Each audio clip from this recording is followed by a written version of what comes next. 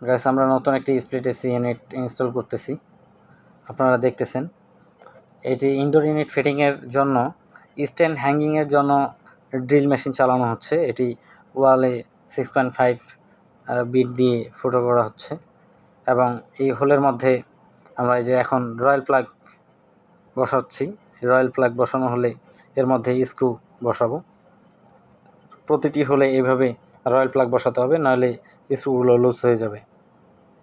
সরাসরি দেয়ালের মধ্যে কখনো স্ক্রু লাগানো যায় না এবং এগুলো টাইটও হবে না। তো এইভাবে এখন এর পর্যায়ে দেখতে পাচ্ছেন আপনারা যে এসির যে হ্যাঙ্গার স্ট্যান্ডটি আছে সেটি আমরা ওয়ালের সাথে স্ক্রু দিয়ে আটকাচ্ছি। এটির মধ্যে ইনডোর ইউনিট ঝুলানো হবে। তো এখন এ পর্যায়ে আপনারা যেটি দেখতেছেন এটি হচ্ছে এর লেভেল দেখতেছি যে এসিটি লেভেল আছে কিনা। সবসময় ডান সাইডে আমরা একটু লো ঢালু অবস্থায় রাখি, নাহলে ড্রেন লাইনের পানি অবশ্য অপোজিট সাইডে পড়তে পারে, বাম সাইডে, সেক্ষেত্রে লেভেলটি দেখা জরুরি। এ পর্যায়ে ইনডোর ইউনিটের পিছনে যে আমার কপার পাইপটি থাকে, যেটি দিয়ে সাকশন এবং ডিসচার্জ লাইনের কপার পাইপ, এটির উপরে ইনসুলেশন করে র্যাপিং টেপ পেঁচানো হচ্ছে। র্যাপিং টেপ পেঁচানো হয়ে গেছে। এ পর্যায়ে দেখতে পাচ্ছেন ফিনিশিংভাবে র্যাপিং টেপ পেঁচাতে হবে, নাহলে এখানে সোয়েটিং করতে পারে। এই সোয়েটিংয়ের কারণে রুমের ভিতরে পানি পড়তে পারে কিংবা ইনসুলেশন নষ্ট হয়ে যেতে পারে, ঠান্ডার পরিমাণ কমে যেতে পারে। তো র্যাপিং টেপ পেঁচানো শেষ। এখন হচ্ছে আমাদের ইনডোর আউটডোর ইউনিটের যে ইলেকট্রিক্যাল কানেকশন সেটি করতেছি। এই যে এ পর্যায়ে এই কানেকশনটি আপনারা দেখতে পাচ্ছেন। এখানে ইনডোর ইউনিটের তারটি লাগানোই ছিল কেবলটি, এবং আউটডোর ইউনিটে যে কানেকশনটি হবে সেটি লাগানো হচ্ছে। এভাবে নিউট্রাল ফেজ এবং আর্থিং লাইন সঠিকভাবে লাগাতে হবে।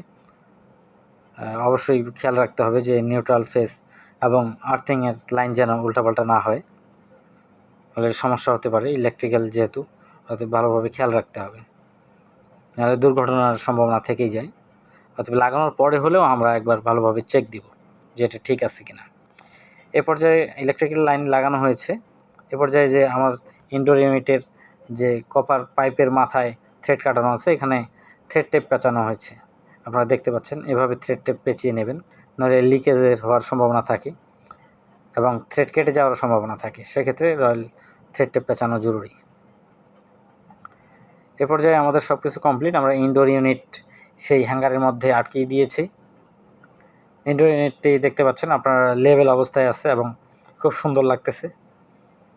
এ পর্যায়ে ইনডোর ইউনিটটি আপনারা দেখতেছেন, যে হ্যাঙ্গারটি আমরা হ্যাঙ্গিং করছিলাম ওয়ালে সেটি লাগানো হয়েছে। এ পর্যায়ে আপনারা এই যে আউটডোর ইউনিটটি দেখতে পাচ্ছেন, এটি আমরা রুমের বাইরে অর্থাৎ ছাদের এক সাইডে ওয়ালের সাথে ওয়াল হ্যাঙ্গার দিয়ে ইনস্টল করেছি এবং কপার পাইপ জয়েন্ট দিয়েছে, সব কিছু ওকে।